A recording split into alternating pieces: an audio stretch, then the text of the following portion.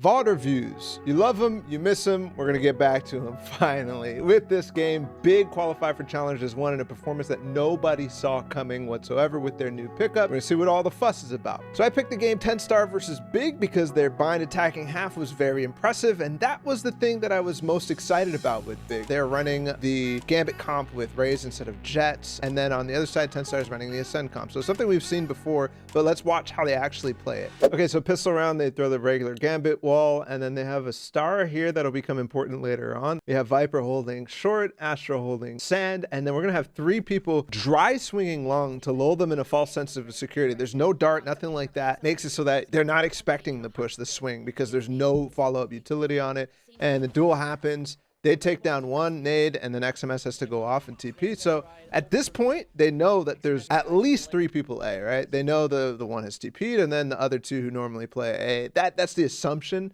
There might be more, and we'll see. Actually, the protocol for them is pretty nice, and they don't just completely go for something just like, oh, B only has 1 player or something like that. They still make this methodical and use all 3 drones, actually. They use the dog, the first clear long, that's the clear octagon, and then they use the Sova drone to go all the way up and through hookah to clear that, and they also use the boombot to push inside it to elbow. So literally all 3 coming from the same place, but even then they're droning different things, so that's pretty nice. And then I do want to bring attention to Aslan all the way back inside of cave holding the flank here, and they double pushed elbow. So this should be a round 1. They actually mess it up with just missing their shots. Aslan not connecting here, and then we actually have Craig go just absolutely insane on Twisted and Obnox. But so yeah, they throw the pistol around, but still the nice idea, the triple drone out of long, and the dry peek. Okay, so for their eco rounds, they kind of try to go for a fast bathroom control with just a flash through, but they lose the battle. But the 10 star gives up bathroom control, and they're able to re-clear this. And so yeah, they just come back in and take the orb. Everything's good. Now their regular gun rounds are where things get interesting, because you see their full default, but you also see the value of the star that they're putting here, because 10 star is pushing down short. Kess was playing outside a bathroom, watching very, very, very passively, and Aslan's here by himself, but he can always fall back with Molly, so he's pretty safe as well. But this star right here, beginning of the round, they don't see anything. Kespit decides to recall it because they don't think that this is going to happen, but Aslan actually takes the opportunity, because he recalled it, to get a nice angle and peek these guys as well. 10 star tries to take advantage of it as well, but either way, cool. Meanwhile, they did actually, I'm gonna back up and show what long happened, so we could look at the mini map right now and see that we have Twistin dashing up really, really fast with his satchels. So they get a different elevation peak. Twistin's up ahead, down on the ramp, and these guys are far back. So they're swinging at the same time, but Twistin's up much, much closer than you would expect, and on that different elevation, so you have the double peak going on. Either way, there's a Viper wall here that they put to support just Sage, who has a wall also on long. So a kind of nice idea for 10 star in the bonus, but Big counters it pretty nicely. Aslan actually gets all the information here. He saw the Viper and the player that he killed, the Raze. He hears the Brim, and then Sky as well will start flashing. So he literally knows that 4 people have pushed here. All they need to know is where's the Sage, and they've actually confirmed that right now because of the wall that's on long. So they know Sage is here somewhere. At this point, people could have rotated, so watch how they continue to go through that entire protocol that we saw in pistol round, right? Drone all through elbow, and then the Sova is actually droning up through hookah, just to make sure when they take this site that it's going to be clear for them, and they're trying to figure out where the Sage is. So nade back sight. And the trades are really good. The spacing's good for Big. I think it could have been slightly better. But either way, they get all the trades that they need, right? The site is clear at this point. And Aslan, after fighting, he actually has Keswa pick up his base here, right? They don't need to be holding outside a bathroom anymore. So he picks up the flank watching, and he gets all the way up in the market and realizes, oh, they're not doing anything there. So he rushes out hookah and gets into pocket, or into the cubby for him. And that gets in a position where they don't expect at all, because they saw all 3 on site. I like this smoke though from 10 star to try to get out, blocking hookah and getting back sight. It's nice, but Aslan's there. Okay, so same default, same satchel from Twistin. He dodges the flash. But this time, obviously, they're committing utility now that they're not trying to catch him off guard on pistol round. And the duel happens. He's really fast. I don't know about that second satchel. But they get a nice kill, and then also a trade as well. So man advantage right off the rip. Cray has res, but you can't really do anything in that situation. And at this point, they could just drone back up if they so desire, grab orb if they want as well, and play from there. So drones all the way up, flash as well to follow up too. And this is just fantastic awareness from Godby, right? And actually part of their entire reason for why they're actually sending so many and not really too worried about like having the Rays boom botting through hookah and whatnot. It's simply because they're going to take long control. Once they get long control, they can freeze, and Godby can be in this really, really nice different angle than you would expect for people who are pushing sand. And so catches Cray. Okay, so then they ult and they realize that it's a 1-1 split. So they're going to go back, and Aslan also notices that Viper is close right in front of him, fighting in front of what I call the gambit wall and smoke that Nats uses constantly. So he's fighting in front. That's something that people have really, really commonly started to do. Aslan recognizes this, and that should give Kespe the idea to walk up showers at this point. In my opinion, Kespe could have been a little faster on this and probably caught him if he recognized the situation faster. But either way, love how Godby is able to actually find the gap in the wall. So this round features a slight variation on their default. They actually have Twistin over here, not satcheling long. Going to create a crossfire here with Aslan. And so it allows Aslan to play on the same side of Kespe to help Bathroom if they do end up pushing that. It's an anti-eco. Man, Kespe is playing like a... It's playing like T1 Curry from back on the Icebox days, always in spawn, bro. It's crazy. But this time they drone up through hookah, and they're going to go for a 1-3 split. 3 out of long and 1 out of hookah. Checks everything, spots the feet there. They wait for Godby to come back around. They wait for the smoke to kind of fade a little bit, and then Twistin's going to double satchel out. Meanwhile, Kespe's still in the same position. So Twistin finds the kill, and then the rest of the execution is quite nice. Nade to the backside. And double satchels in with a suck on top, a stun in the corner, and a dart hitting at the same time as well. Very, very well timed. And then also, you'll see a Viper Molly in the back of sight too. All for Twistin right here. And you have Sky pushing through elbow at the same time. And Kespe finds the kill on the flank. So just very, very clean anti-eco round. Okay, so another slight switch. Twistin this time, instead of going over to help Aslan, we actually have Obnox falling over towards Bathroom instead. They'll still have 2 long, so they can kind of run the same default. Twistin does the same thing that he always does. And you can see 10 Star doesn't want to peek this anymore. They're done. Like, they're completely done. XMS is going to smoke it off, and that's wraps. We're going to see 10 Star actually, this is a gun round, by the way, try to push down with the op of Polvi down carpets. This is why you have that star there. This is so perfect for Aslan. Polvi maybe should have hit the shot, or maybe should have peeked longer, maybe shouldn't be swinging his nade out. You can argue that all you want. But look at the confidence that Aslan has to swing this. This suck is going to go off right away. And now it's a very, very awkward position. Aslan loves that. And at the same time, Twistin by himself ults out of long. Maybe he used a drone, something like that, because we can't see it on the mini map. But on top of that, this stuff is happening, right? So comms are going to be hectic. You see Cray rotating instantly. Everybody's realizing what's the situation, right? Oh, they're up short. Oh, we're getting grab weld. Like, all that stuff is happening at the same time. So Twistin jumps out, gets the ult off, and then dies. He repositions the smoke to either put it pipes or back of lamps as well. But he repositions it even more when they push. Like, I'm going to show you right here. As they're trying to chase down the kill, he puts it down so that they can exit this way or actually gain some space on him. I just love that. That little detail.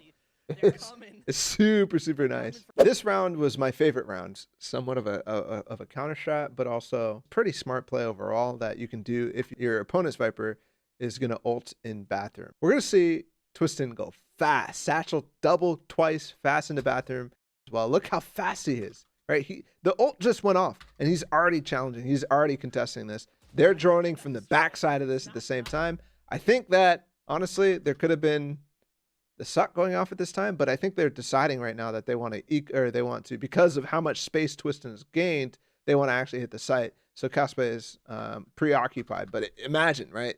Imagine if both these guys are getting sucked at the same time as Twistin is nading them, and what else is going to happen on this round too. Also, Obnox falling off, getting out of there, specifically to regain his decay and whatnot, and potentially go get the spike. But he has to come back, ults it, and gets shocked by Godby, who's all the way up here already. They've droned it. They know that they're playing close, and that's confirmed by Twistin the entire time. So they're fine to take the rest of the site and control the back of this.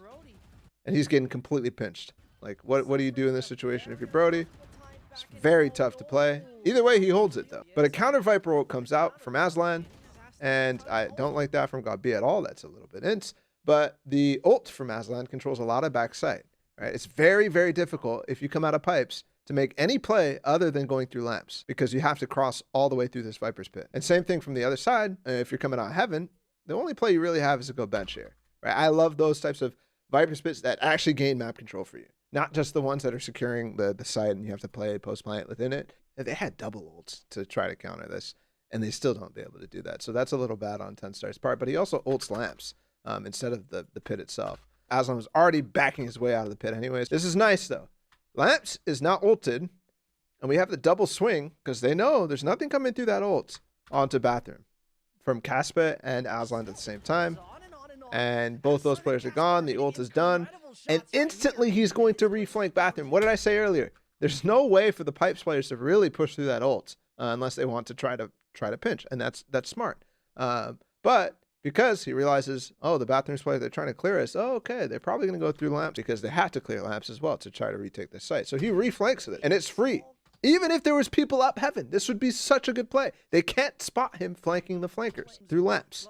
This is just wraps completely. Even if Obnox doesn't get that kill, this flank from Aslan is just too clinical. I think that this round could have even been better. The counter strat against the Viper ult could have even been better if you, for example, use like a Viper molly on the back of bathrooms, like Liquid-esque or Fnatic-esque, the ones that just land on bench. Something like that to pair with the shock dart that GodB sent to just completely deny Brody that ult. Like, that could have been beautiful. Okay, so there's always more details to just the basic default. I mean, they're going to do this again. They're going to dart, whatever, all that stuff again. But one thing that they haven't done is put an emphasis on this solo lurk up that is actually valuable with this Gambit wall. Because they haven't done that, very, very difficult for TenStar to understand what is actually going to be happening. If they're not doing it, they're like, okay, we can be a little bit more comfortable. This is conditioning, right? Sure, normally you're putting that up and you're walking through it, but if they don't do it for 10 rounds so far, are we really worried about it anymore?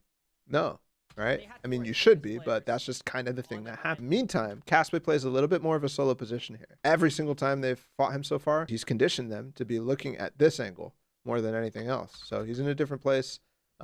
Just fantastic. It's not like TenStar can come back from this. They are more than capable. Gets one kill, and Aslan, meanwhile, is through the wall. I mean, what can you do here if you're TenStar? He's through the wall in an unconventional way to lurk through this. Normally you're, you know, swoop peeking the orb or something like that, or just walking through the orb or whatever it is. He just walks through the wall. So many different mix-ups that you can do on this wall as well. Polvy's dead at this point, right? He's just going to rotate out of bathroom after getting the orb, try to play with his teammate, but he's dead. The round is already over when Aslan gets this kill on the Polvy, and then he even follows it up by dropping the wall and getting Cray too. So, okay, so surely Big has to lose a round eventually.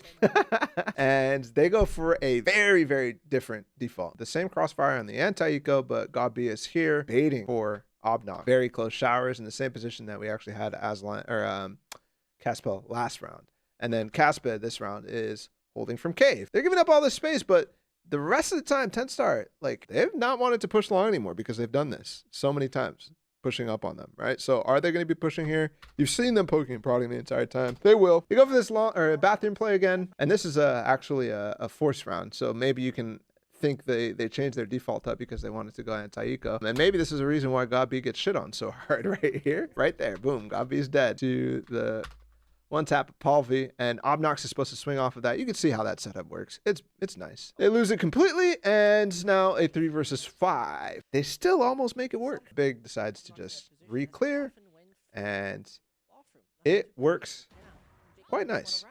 Quite nice. There's a detail here. Twistin gets the trade on Polvy. He has ults, and he's going to attempt, actually, with these smokes to ult out of bathroom, and it works. It really does. But the detail is he satchels into the smoke, right? So he could isolate a fight, potentially, but he could also isolate pocket. And Craig can't do anything to help Brody in this situation, right? If he just ran out bathroom, yeah, Craig could probably have done something. So well done, good detail, and Caspa is able to trade that as well on Cray, so 2v2. Like, they almost bring it back. Okay, so another attempt for TenStar to crack the default in this last round of the half. What has been happening in Sands? It's always been GodB holding the flank like this, but here's the extra layer to the default. Aslan comes over and fight, and now we have a two-way crossfire again, right? Not necessarily full crossfire, but they're pressuring from both sides, and this gets really, really awkward, especially if other players join.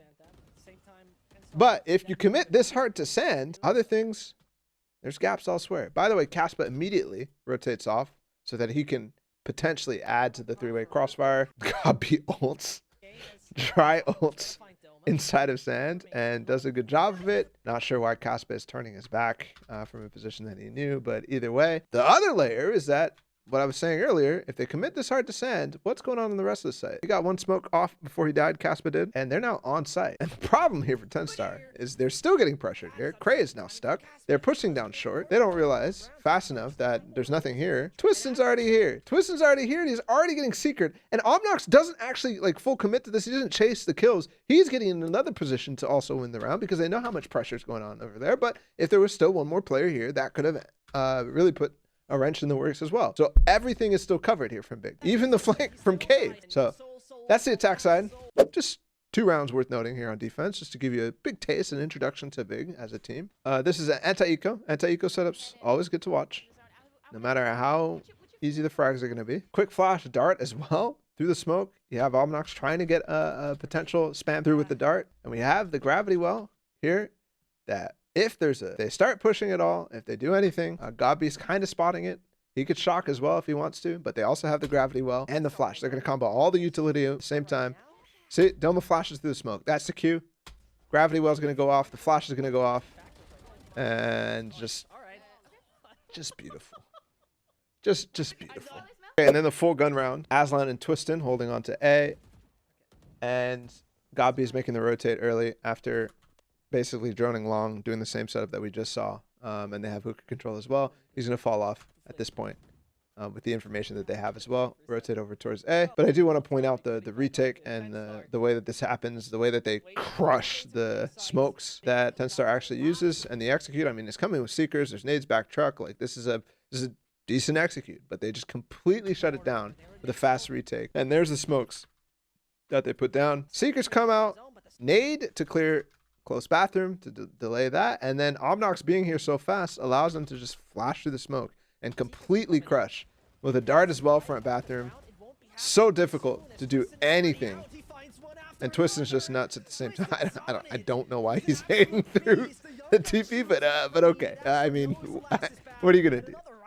Fantastic hold with all the utility that's going through those smokes at the same time. So hard to react to. Either way, guys, hope you enjoyed that little VOD review, introduction to Big. I think they came onto the stage in a way that nobody expected to, because every single iteration of Big before this has been pretty disappointing. But now you can see with a couple young guys that Godby has added to the roster, finally see Godby really understanding the game very, very well. And the strat books are getting well rehearsed. I think this is a Big that looks scary going into challengers. I think they can probably do some damage, but it's still going to take some work. Obviously, there was, like, for example, Caspa can be a little faster on the pickup on some things. And for me, watching their defensive side, sometimes there's definitely a little bit of asynchronicity. That's a big word. Damn. Hope you guys enjoyed that video. If you did, please like, subscribe, and do all the things on my social media. And we'll be back with more content just like this. Peace.